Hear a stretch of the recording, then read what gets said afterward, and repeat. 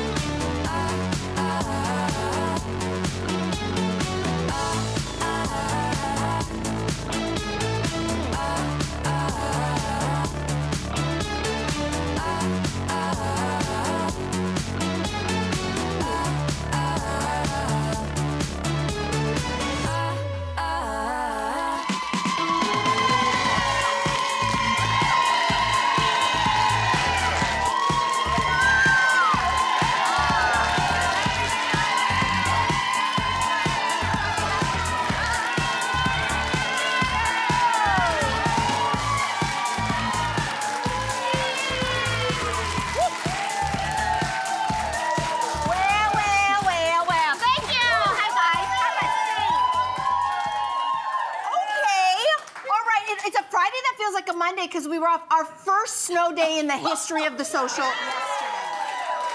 All right. We wanted to stay home, stay safe and everything, but today we're ready to party. Yeah! Okay, let's do this. We are starting with Canadian celebrities behaving badly. What? This never happens. Well, our national treasure, Pamela Anderson, revealed on Andy Cohen's Sirius XM show that she actually left the Golden Globes. That was just last weekend. She left early because she felt, quote, super bad after seeing a fellow Canadian in the audience. The Pam and Tommy series that Seth Rogen produced was a semi-fictional story about Pamela's marriage to Tommy Lee, and of course that huge scandal surrounding the stolen sex tape. Who could forget? Yeah. Well, Pam said that she gave Seth a death stare at the Golden Globes, but she didn't actually confront him. So the question is confrontation the best way to deal with someone who has wronged you?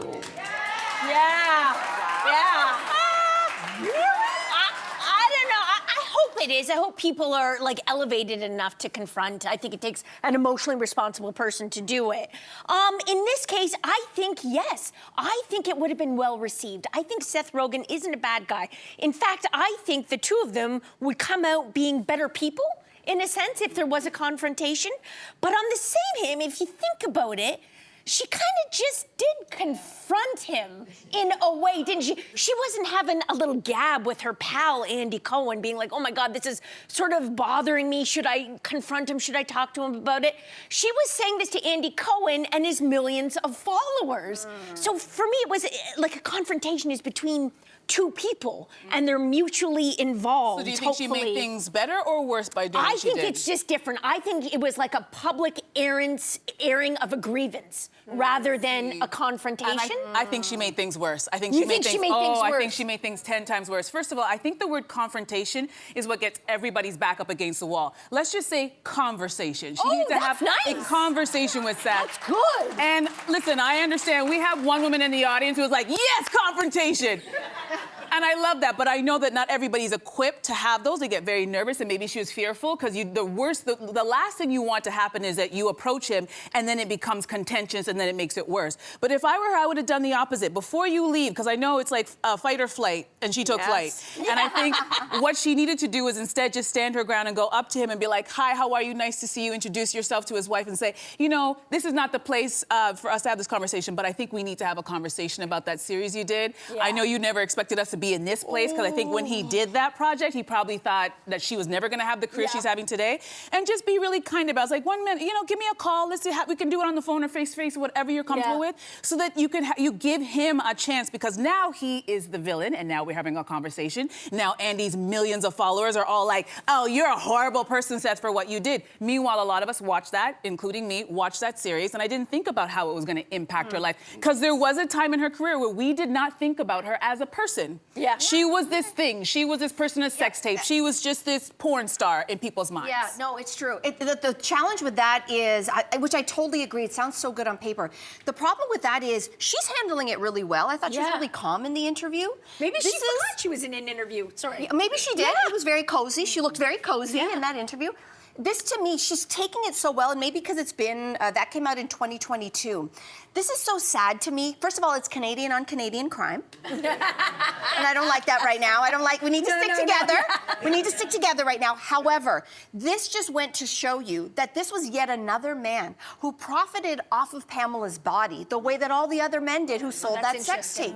This was not just, oh, you did a project about me and it hurt my feelings. He made millions of dollars off of the Pam and Tommy miniseries on Hulu. Millions, because he acted in it and he was also the executive producer. And he never even picked up the phone to say, hey, I'm gonna do this about you. Would you like to even give your input? Even though I watched it and I thought she came out looking really good in it. Maybe that's why he felt like he didn't have to call her and ask her, because he felt like he was paging her. If he cared about her, you give her a cut of the check. Yeah, that's fair. That's fair to say. Well, to go back where we started, I definitely don't think he should have confronted her at the awards show, even in the, or she should have confronted him at the awards show. Just even if it was in a way of like what you were suggesting. Hey, let's have a conversation later. I think that would hang over you the whole night and just ruin the vibe. I think if anything, it's been hanging over her life for years. I know. He can handle 2 hours. I don't know. You say the word. I know. Here's the thing, in real life, and I don't know anything about him, I feel like not everyone is emotionally mature enough to handle a confrontation, even if it is a conversation. A lot of people being told about themselves and the way in which they've wronged you, they may even in your face to you be like, I'm taking it in. And then afterwards, they are internally stewing. If they don't get defensive in the moment, they're gonna come back, they're gonna be plotting a revenge towards you of stuff they're gonna dig up on you. Like, we've met people like this before. So sometimes I think the best thing to do when someone's wronged you is to just do the work on yourself of how you can get past it. And actually, they don't have to relate. They're not friends. You just get to do the work on yourself. But wait a second, but you're running into that person at every event you go to. He's not somebody, this is not like a high school boyfriend where you don't know where he is and he's living his life. This is someone who's in your circle all the time. That if she does the work on healing it, knowing full well, and she's come a long way. She was on this show, and that woman is the picture of like elegance and poise and being in her body. Like, she's so interesting. And she said backstage, she's like, I'm not used to people. She said this to you and me. I'm not used to people being in my corner and rooting for me. And so she's done a lot of work. And so now I think actually if she could kind of get past this and do her healing on it, what would be the most powerful thing in the world is to be in a room with him and not care anymore. But just not care. Wait. But the fact she wins. She's winning. No, but she's not winning because she brought it up. That means it's still bothering her. Because if she has to do the work to get past it, she's done a lot of work. And also still be mad, because I would argue, maybe a part of me says that the reason why we are having this Pamela-naissance is because of Pam and Tommy. So our conversations have changed about how we, to your point earlier, about how we treat women. Once upon a time, the way we treated Britney, the way we treated Pamela, the way we treated Monica Lewinsky, like Whitney Houston. Whitney Houston, Princess Diana. There's a long list of women that we have done dirty. And we have come and woken up and realized we did these women dirty. So here's the thing. Maybe because she wasn't making money about the... She is here, and success is the best revenge. That's the win. Yeah. Maybe. But cutting somebody out also, there's a cleansing of your soul that also This does. next story is similar to Pamela's in a way. CTV News is reporting on a social media pickup trend where men wearing Meta smart glasses like these are filming women while trying to flirt. Now, in most of these examples, the women have no idea they were being recorded, and the conversations are then posted on social media. So what's your reaction to men? Fair. Oh, this is terrible. Okay, so here's the thing. The tech, listen, we have all these devices. I don't know how different, it is a little different than, you know, not knowing that you're being recorded on a phone, for example. To me, it's not about the tech. This is about bad male behavior. Like, Yeah. why are we focusing on the glasses? Why are men doing this? Did you know that this story focuses on men doing this, but I found it very interesting to find out very quickly that women are doing this too. We have one example. Take a look.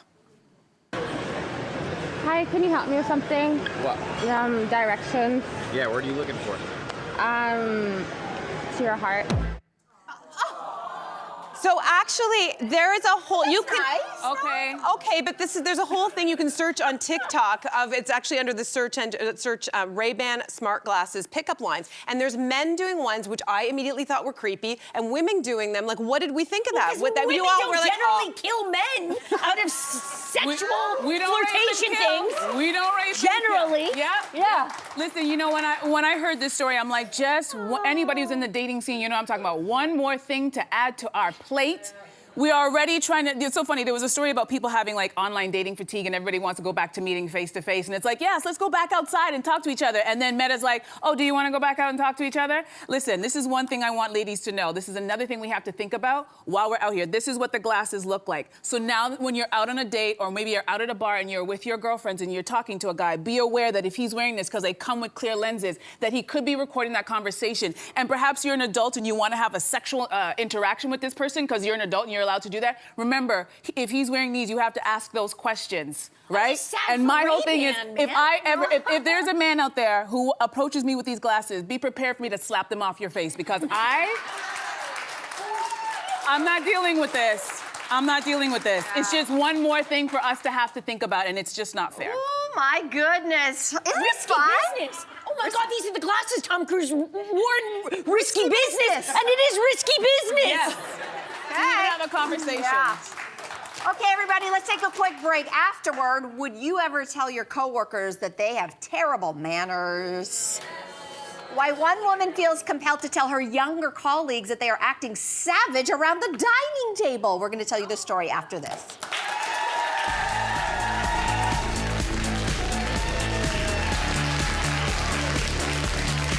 Monday on The Social, they survived nerve-wracking critiques and stiff competition. The winner of Project Runway Canada joins us in studio.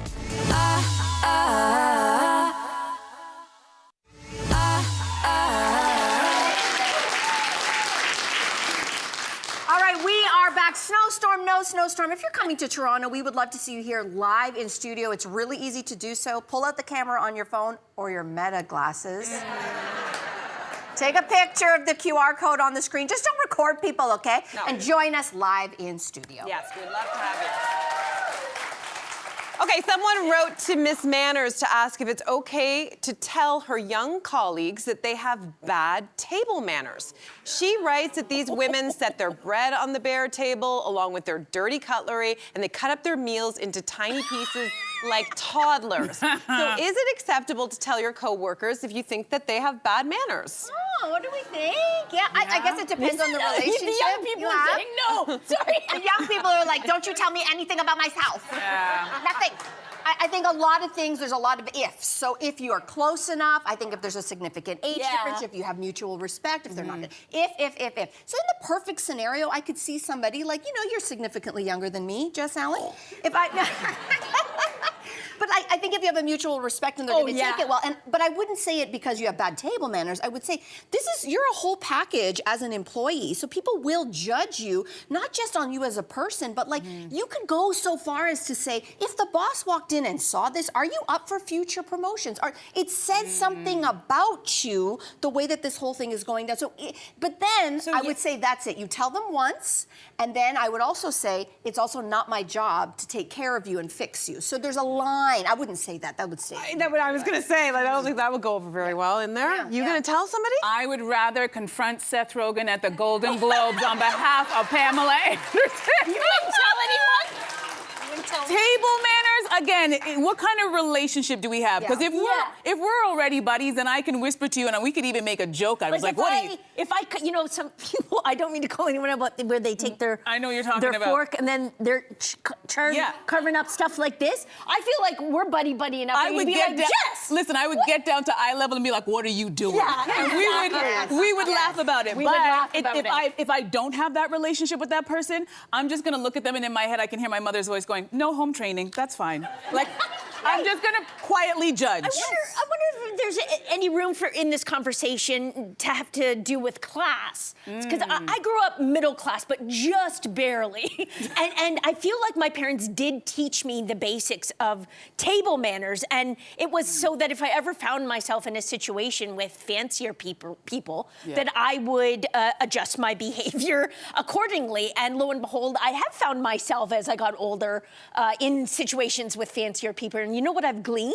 That often it's the fancier people who don't have the table manners. No home training. Well, no home training. Yeah. Interesting. Because they never needed it. They never like, or it's a power thing. Like no one would ever tell them like, you don't cut your food like that. That's what I don't like about this story, right? It's class. I think lately we're having more conversations around this idea of etiquette and how fraught that term can be. That when it comes up against like different cultural habits and different, different class levels, that actually it's telling you that there's one way to be in the world. And that's why this woman, I'm kind of picking up like some extra undercurrents that I don't like. I'm imagining this woman who wrote in is a bit of a busybody. She's a bit of a, what are you doing over there kind of thing. Right? And I'm not saying that there aren't people who you could help out a little bit if you feel, but I don't feel like that's the energy. Because I wouldn't tell someone if I didn't like them because I'd want to sabotage them. Because whether we like it or not, it does matter. Like people do watch it. People might not say anything and judge, but if you're in a situation, it could be something as small as the way you cut your food or the way you hold the wine glass that turns people off. You're right. We do a lot of HR training, and I just feel like after all the training, I feel like the answer to this question is no. Don't say anything. Keep it to yourself. Let's move on. Has self-care become just another chore?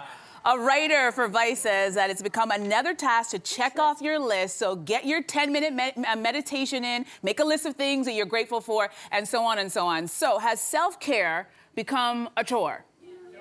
Y'all, okay, front row's not feeling it. This is the saddest thing in the world if self-care has become a chore. I'm like the pleasure pusher, so I don't think it should feel like a chore. Like a good name for something else. I am. Like that's what I live for this stuff. I think what this is about is social media. I think there's a certain generation of people who are watching everybody trying to optimize every moment. That's part of it. And also are really falling victim to this idea of too much information. It's like I need to do, I get my bath done. I need to take the right supplements. I need to get my Kegels done. Like all of the things that you're trying to remember to do at any given moment. And I think it can feel really, really overwhelming. But we've lost the plot if we think of self-care as like something that's a bad unfortunately, thing. it has just, as you said, gone on to the to-do list. Yeah. It has just been added to the checklist, right? And let's be honest, this is disproportionately impacting women. Yeah. I don't know how many men are like, oh my God, I didn't journal today. Like, I don't know that this is a thing, right? Like, I forgot to meditate. What am my cold plunge? Sorry, Sin. Yeah. So what I think is, I think we have to, I think you're right, it is social media, but I also think there's like, we constantly think that movement is progress, that if we're not constantly doing something, we are losers. Like, I actually think hustle culture has even now co-opted what is supposed to be, by definition, self-care, which is supposed to be something that brings you joy and pleasure. And rest. And restoration and all of these Unfortunately, things. though, self-care is parceled under like the global wellness movement, which is a $7 trillion industry. Sure. So I think this association of self-care sort of taking the back seat is because self-care has been commodified. And it's like you can only achieve self-care if you pay for it. And it's so for me, it's like I want to quiet out that noise, front row, young people. I see you. I'm so young. She's being very confrontational right now, young people. But I do. I want to like quiet that noise and realize self-care is not the thing that I necessarily have to buy. It's the stupid stuff, like going for just being quiet. Sitting down and reading a book. Exactly. Yeah. It's knitting. free. Yeah. I think that, to me, that was the problem. Like, it's because somebody told you that that's self-care. self-care, because I'm like, self-care is what you need to do so that you can recharge your batteries almost. You know when you put your phone on the dock when you get home? That for me is self-care. And self-care can sometimes just be sitting in my house quietly listening to jazz and doing nothing but staring in. I don't need to put on a million masks and an LED this and I never subscribe to that. Sometimes I just need to be quiet. And I think that's we've lost the plot in that way. Yeah. That was nice. That was nice. A little confrontational. Self-care. It was a little confrontational. Whatever. My self-care is I'm going to the club tonight, so. And that is my nightmare. Okay, this is everybody's dream after the break. Canada's Drag Race Season 6 winner, Van Goth, joins us here. We'll be right back.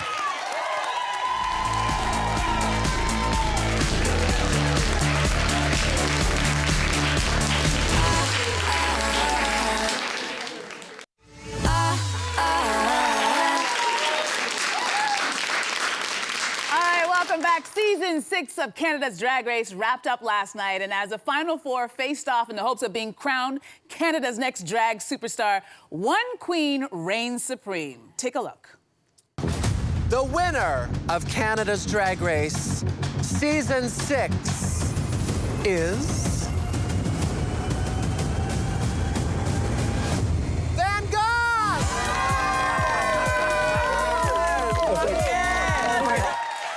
Welcome to the show, Canada's Drag Race Season 6 winner, Van Goth! Congratulations. Thank you for having me. Oh my God. Congratulations. This was so huge. So last night you were watching and you found out like the rest of us. Yes, yes. So this was the viewing party. What was that like when you finally won? Oh, it makes me so emotional. It was surreal. Like, the thing I worked so hard for, the goal I wanted to achieve for so long. I auditioned 5 times to be on Canada's Drag Race. Wow. I got on my 5th time and I won the whole show. Wow. I know. What a lesson. So you're walking away though with more than just this title. You've got $100,000 as well. I did get $100,000. So what are you gonna do? Like, what's your first plan with the cash? Okay, great. Okay, actually, Drag Race is so hard to get to alone. I had so many people help me, stone my stuff, talk me off the ledge when I was really anxious. So I'm gonna throw a party for all of them. I'm gonna rent out a restaurant, I'm gonna get a bunch of food and drinks, and we're just all gonna celebrate and just be friends and have the community behind you. Yeah, that's a great idea. All right, so you had the most wins from any season ever. Congratulations, very nice, we see you. Yeah. But you're also known for being the villain. So was that your strategy going in from the very beginning? I think no matter what, I'm a very competitive person. I can't help it. When I want to win, I want to win. And I feel like in this day and age, there's nothing wrong with wanting to win. Nope. And doing whatever you need to do to get it. So that's what I did. Okay, and here you are. And I made it entertaining the whole time, so. And speaking of entertaining, it started in episode 1. So the guest judge of that episode was none other than goddess herself, Paula Abdul. And you did a lip sync with another goddess, Queen of the North, Brooklyn Heights. I know. You both did a lip sync to one of Paula's songs in front of Paula with Brooklyn Heights. I mean, what was that moment like? I blacked out. I really don't remember anything. Actually, I walked backstage after this and I started bawling. Because I was just like, what is going on? How am I gonna get home and explain this to people? Yeah. I lip synced in front of Paula Abdul with Brooklyn Heights. I feel like that just sounds like make believe. Yeah. Like I still don't believe it. I'm watching it right now. I'm like, who did that? Who's that? That's crazy. Well, last night the challenge was to, you had to write, record, and perform a debut single with Rufus Wainwright, which seems like... That seems very stressful. Yes. What was that like? Well, Rufus has worked with some of the greats in music, and I think to have his advice was so amazing. I'm not much of a singer. We can hear my voice right now. It's very unique, to say the least. So I just tried to work with what I had and made it happen. I knew I could be very magnetic and captivating on stage, so I just tried to lead into that and just serve a performance that was memorable. Well, it worked. It really worked. Go ahead, sorry, go ahead. Oh, no. Well, you were actually a fashion design grad, and you killed all of the design challenges. Actually, guest judge designer Dem praised your sewing skills, as well as Brooklyn. She said she'd love to wear your outfits. So what do you think is the best outfit that you've ever designed? I think it was the one I made for Brooklyn on the show. I think it was, that is what I do. Going to fashion school is all about making for a client. And so when I got Brooklyn as a client, I said, I know I'm gonna dress this tall, skinny ballerina and make her look gorgeous. Yeah. So I really wanted to make her look a little moody. And then this one as well, I made for myself. And this one felt the most true to my brand.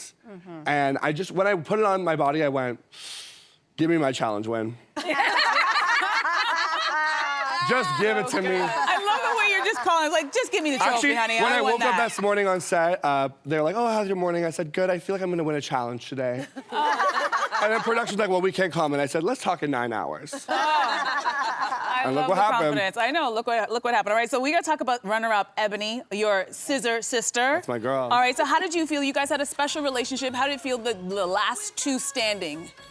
Ebony and I are real sisters. We fight, we bicker, but there's always so much love there. I think Ebony is an amazing talent, and to be in this moment with her, this is the most fun I ever had on the show in this lip sync. When we got to like, just perform, and it didn't even feel like a competition anymore. It just felt like a celebration of everything we both had done up until that point. Oh my God, so good. And both of you, like even though it was like, I know you're both already so established, but I saw an evolution even in both of you, all of you. And that is why you're here. Congratulations, Van Gogh. Thank you. Congratulations. Huge, huge. Not the last time I know we're gonna see you here. I'll be back here, come on. I'd love to come back to the social, you know. Yes, mix it up with us. Let me shoot my shot, you know. Yeah. Let me shoot my shot. Yeah.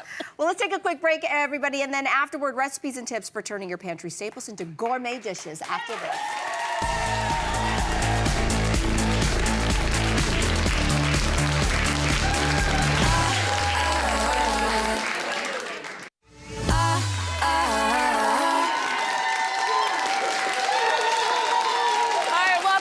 Are you craving cozy and comfortable meals that will warm you up this winter season? Well, what if we also mention that you can make all of them using nothing more than what's already in your pantry? Our next guest is committed to turning your pantry staples into restaurant-ready gourmet dishes. So without further ado, please welcome back to the show culinary expert, Valerie Zingue. Woo, good to see you, Valerie. Always a pleasure. Good to see you. Lots of good food on the table, but you say the first dish is a twist on how to use a very popular pantry staple. We're talking about canned chickpeas. Yes. So talk to us about what you brought while we stuff our faces. Yeah. Absolutely. So these golden chickpea fritters are made using just canned chickpeas and herbs. And it's paired with a garlic yogurt that just elevates the dish and gives it brightness. So good. Do you feel that? Yeah. I can feel it. How did you make them? Oh, yes. So easy. So in a bowl, you just want to combine your chickpeas, just some flour, some eggs, herbs, salt, and pepper. Okay. And then when you form them into patties, in a pan, you're going to add some avocado oil. Okay. You're going to shallow fry these until golden brown. Okay. And that's it. When it's ready, just pair with the garlic yogurt. Simple, just yogurt, some garlic, shallots, some lemon juice, salt, and pepper. We can do that. Shallow fry is just what it sounds like? Yeah, so shallow frying is just using less oil. It's partially submerged rather than deep frying. I like that. All right, I but like that. what size patty? Yeah, yeah. 'Cause that's always a thing. Sometimes. Only about an inch just for even browning, and you're good to go. Okay. An inch. Okay, this is great. Oh, wow, this is fantastic. What's up next? Up next. All right, but is there a reason why you're using avocado oil as opposed to any other oil? So I personally like avocado oil just because of its high smoke point and its neutral flavor, but sunflower is fine, canola is fine, whatever works. Whatever's in the pantry. Exactly, whatever's in the pantry, exactly. And garlic yogurt, as simple as that sounds? Simple as that. Just some garlic, some shallots, lemon juice for a little bit of zest, and you can add parsley as well. Okay. All right, to well, kind of here's brighten it up something a bit I did more. not know. 2025 was the year of the sardine. Did you guys know that? I did not know that. And this next dish is using sardines, so describe it while, again, we dig in. Yeah, so tinned fish is having a moment, especially for sardines, because of its affordability and how versatile it is. And here we have a sourdough toasties with sardines and pickled shallots. That's beautiful. We're speechless because it's so good. It's like, And it's so simple. You want to start by pickling your shallots. So in a bowl, you're going to add your shallots with some lemon juice and vinegar, some salt and pepper and sugar, and just let that sit for a few minutes. Next, you want to toast your sourdough. Just brush it with olive oil on both sides. You can toast in a pan or in the oven, and then top it with your sardines. I like to actually mix the sardines with some mayonnaise to give it a creamy texture. Then top it with your pickled shallots, some orange zest if you like, or lemon zest, a little bit of the brine from the shallots as well, and voila. can we use other types of tinned fish? besides sardines for this? You absolutely can, yes. You can even use mackerel. That's also really good as well.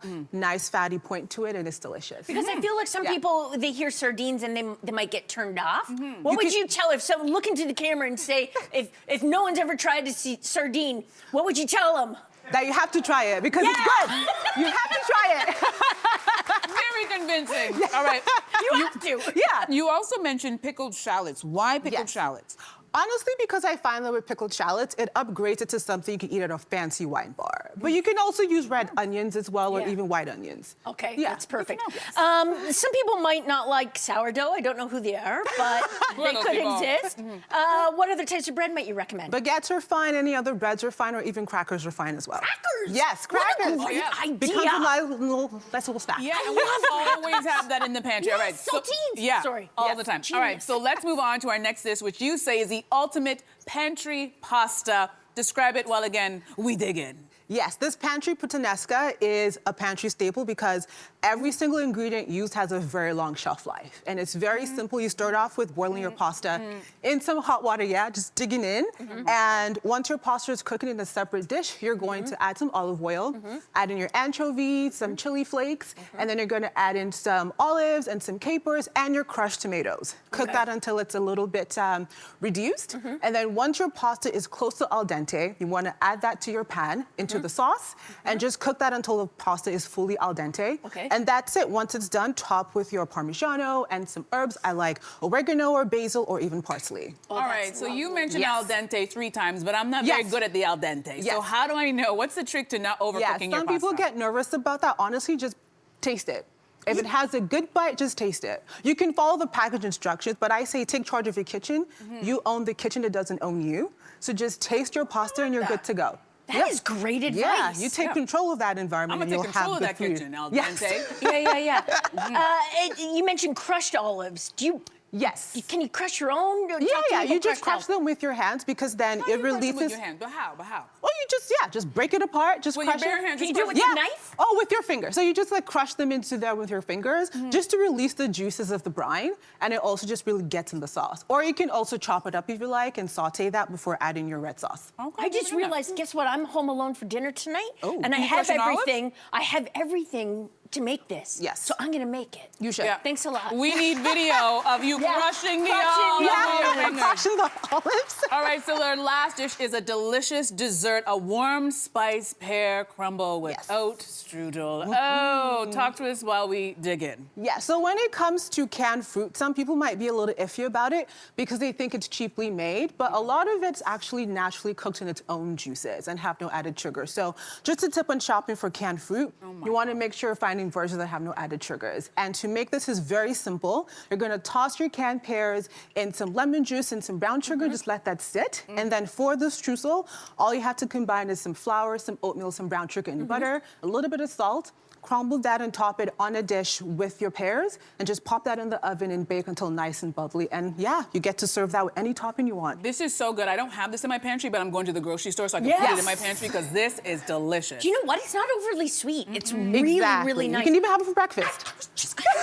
You would just do it for breakfast? I would eat that for breakfast. You're a renegade. I couldn't do that. That's crazy. Come on. But tell me about the sauce. So I'm actually pairing this with a chantilly cream.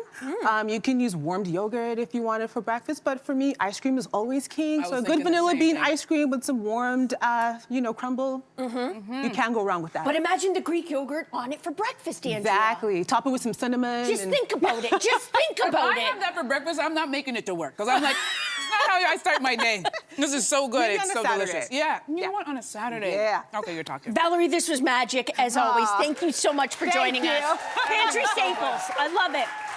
Hey, studio audience, our friends at Shape & Store want to help you keep your food as fresh as possible this year, so they're sending you home with a variety of their meal prep freezer containers. That is very cool.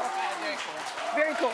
Now, after the break, a practical guide for escaping a toxic boss from the author of I Wish I'd Quit Sooner. Don't miss it.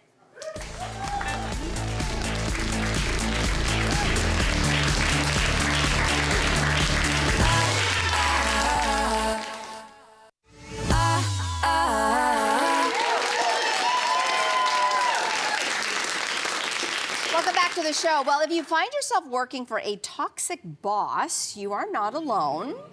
A recent survey found that 87% of professionals have had at least one toxic boss in their careers. But what's the best way to deal with that toxicity? Our next guest is an organizational psychologist who answers that question in her new book, I Wish I'd Quit Sooner, Practical Strategies for Navigating and Escaping a Toxic Boss. Laura Hambley-Levitt, welcome to The Social. Thank you for having me. So, listen, a lot of people might not love their bosses, but the word toxic is sort of thrown around a lot these days. What really, in your opinion, makes a boss toxic? Toxic bosses do harm. So they harm people's engagement, productivity, and well-being, and it gets worse over time. They derail your career, whereas a difficult boss, you can learn to work with them. They can actually become a better boss. So that's the difference. Okay, well, this is what's so great about your book, because you lay out 8 toxic boss personas to look out for. But you're going to highlight for us today a few that are especially common. So we're going to start with the first one, which is the dishonest manipulator. What is that? Yeah, I had fun naming these because I had hundreds of pieces of data, and I have the 8 personas. The dishonest manipulator constantly lies, so you walk on eggshells because you can't trust them, and they lie to make themselves look better, and they'll also throw you under the bus, and they'll take credit for your work. Okay. Yeah. Okay, so another toxic boss persona you commonly see is what you refer to as the gaslighter. So what does that look like in practice? Gaslighters make you doubt your memory. They make you doubt your abilities and your competence, and they question you, and you start to think, well, maybe I'm slow, maybe I'm not what I used to be, maybe I can't do this job, but it's not true. It's gaslighting. It's meant to erode your confidence and well-being, and it's terrible. And there's a lot of parallels between a toxic boss and an abusive relationship. Oh, interesting. Yeah, there's the honeymoon phase, there's the financial dependency that's at play sometimes, lots of parallels. Okay. You also write in your book that it is really crucial for anybody who might be in one of these situations to document the behaviors and the incidences that they're experiencing with this toxic boss. So what exactly should we be looking out for? And then exactly what does that mean, documentation? What does that look like in practice? Documentation means either writing it down or typing it in your own device, never on a work computer. And never using Meta glasses probably. That's a good one. Yeah. Good one. It means documenting it for 2 reasons. One is you realize how regularly it's happening, and you know the date, who was there, how it made you feel, and you collect these over time, and you see a pattern. Then, if you want to report it or go legal one day, you have the records. Aha. Yes. Okay, so can you say that we can't change toxic bosses. So a wise person would be to create an exit plan. You talk about setting a good riddance date. So how do we know how urgent it is for us to get out versus kind of just sticking with it for a bit longer in the hopes that things might change? Well, a lot of people feel trapped as if they're in a cage. That's why I have a bird cage on the front of my book, because you're often stuck. But a good riddance date is giving yourself the power to say, I'm going to get back into the driver's seat of my own career. And I say 3 to 6 months typically. Depends really on the person, but not so far out that you're going to suffer unnecessarily, because it kills your health. But not too soon, because you need to make sure you're putting in the time to find something better. And it could be another job internally, or it could be another job outside in a different company. So maybe, okay, I guess this question might be in the middle ground, which is you might not be, as you alluded to earlier, maybe you're not in a financial or professional position to leave at that moment. So you might say, okay, listen, I'm going to try to stick it out. So in that short term, sticking it out, maybe not too long, what should we be doing to survive in that instance? Turning to support. So if you can talk to a therapist or a coach or a good friend or colleagues that you trust, because oftentimes a toxic boss will be hurting more than one person, and everyone's scared to open up. But if you can find people you trust in the organization and outside support, and then keep filling your cup, take care of your well-being, because they're going to drain your cup every single day. So why does it seem, I think a lot of people would say that, like, it seems like toxic bosses seem to get ahead so often. And do you think, like, one of them's running the country just south of us. To a certain extent, do you think that toxic leadership actually enables success? Some of the traits. So we see narcissism, and the narcissist is one of the personas, of course, and a lot of toxic bosses are narcissists. They tend to be charming, they're smart, and they're confident. And they have the Babel effect. Another organizational psychologist, Adam Grant, talks about the Babel effect. They talk a lot, and then people think, well, they talk a lot at the table, they must be the smartest. Right. And I have news, it's active listeners who are just as smart, if not smarter. There's that. I want to talk about gender. In your research, have you found a gendered component as to who makes the worst toxic bosses, or males, females? What's your finding? That's a great question. So we've interviewed toxic boss survivors from throughout North America. There wasn't much research in North America on this. And then we've done surveys. More women come forward than men who are willing to do our surveys and interview. It doesn't necessarily mean it's more women, but a woman is just as likely to be a toxic boss as a man. Oh, okay. Yes, yeah, but there's fewer women in leadership roles, so hence there'll be more toxic bosses who are men. But yeah, it doesn't discriminate based on gender. Okay, if we want to avoid working for a toxic boss in the future, what are some red flags that we should look out for before committing?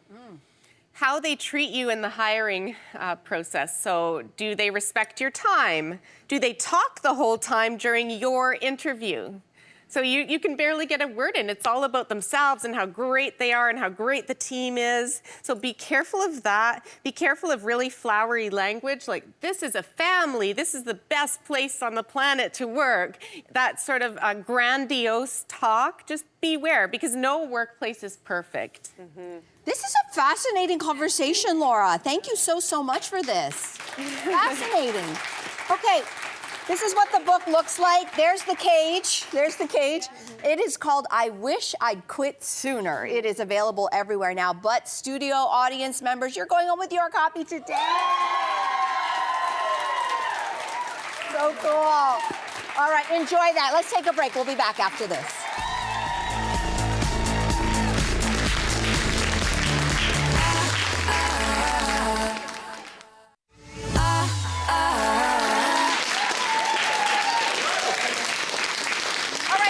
On the next episode of The Social, instead of bringing home knickknacks from your next travel around the world, you might want to consider bringing some ingredients back. Chef Sang Kim is back with us on Monday. He's going to show us how to throw a souvenir dinner party. Ooh, I love this. Would you do that? I love this. My family does it all the time, a whole fish, all kinds of seasoning. They've been doing that all the time. One suitcase just for food. We do that all the time. I love this idea. I don't know. We have to find out the legalities of what we can and cannot bring back. Carry on. It's not legal. Yeah. It's not legal. No, there's no way. Also on Monday's show, the winner of Project Runway Canada is going to be here. That means you've got the weekend to catch up on the shows. Some of the best in Canadian fashion. You've got to watch this show. The winner, I'm not going to spoil it right now. He has been named and will be joining us on Monday. Well, you said he. No, all three finals were. All three finalists are male. You have to figure out which one on Monday's show. You guys were awesome. You were awesome. And see you same time, same place Monday.